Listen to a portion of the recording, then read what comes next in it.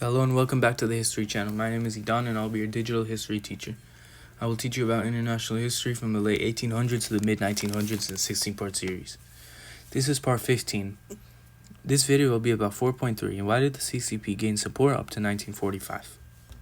Starting with Section A, results of the Long March and leadership of Mao Zedong.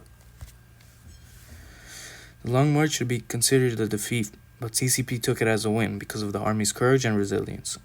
This earned them support of the peasant population, but Mao still wasn't the leader of the CCP because of people who believed in Western democracy and others who wanted a revolution similar to Russia in 1970.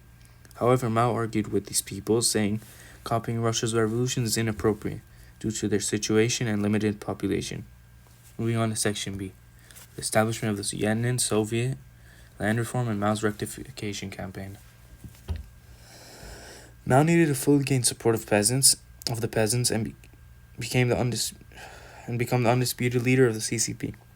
He did this by establishing Yenin as the CCP headquarters, and he said the community should respect the leaders, workers, and peasants, and be provided education, medical assistance, and land redistribution.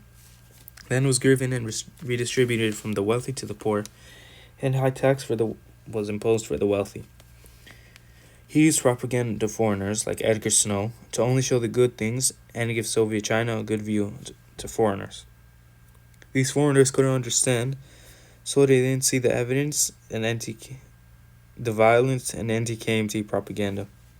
Mao wanted a rectification movement to become leader by using violence on oppositions, and he arrested and killed thousands who opposed him.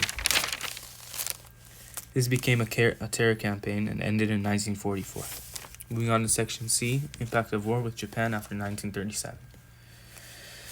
CCP repeated this process of propaganda from many villages, and this led to the establishment of the Yenin Soviet. The CCP helped others like workers and people in rural areas from being dominated by the KMT's failures of reform. CCP lost to Japan twice, first in Peking and second in the Second Sino-Japanese War, where he gave land, lost influence in the north due to the lack of modern weapons. 300,000 KMT members died by the end of 1937 with the retreat of its headquarters in Nanking. On the run, Qing destroyed the Yellow River Dam to successfully flood and slow down Japan. However, over 500,000 died, including Chinese citizens and Japanese soldiers. China decided to get rid of communists in the KMT while also improving conditions, but this only was for workers and not for regular citizens. They also were becoming corrupt by the opium trade, and criticism was censored, while loyalty was decreasing. Qing implemented a new life movement to reinforce power and revive Chinese traditions.